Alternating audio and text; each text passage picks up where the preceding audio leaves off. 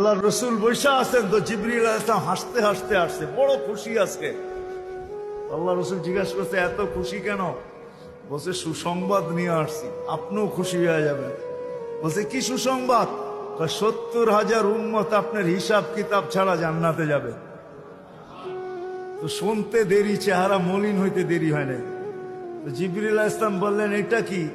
আপনি তো খুশি হওয়ার কথা, চেহারা মলিন হইলো কেন? মাত্র 70,000, আমার সাহাবী তো 1.25 লক্ষ, কিয়ামত পর্যন্ত উম্মতের কি হবে?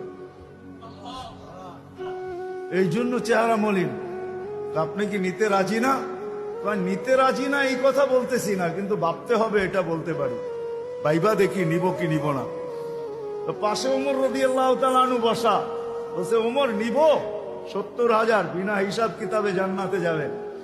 যেমন উস্তাদ তেমনই তো ছাত্র হয়, পীর যেমন মুরিদ তো এমনই হয়, ঠিক না?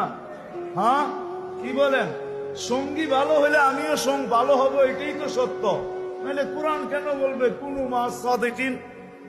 নেককারদের সাথে চলো, তুমিও ন্যাক হয়ে যাবা, তুমিও ন্যাক হয়ে যাবা। ভালোর লোকে চলো, ভালো হয়ে যাবা। প্রবাদ বাক্য এটাই সত্য।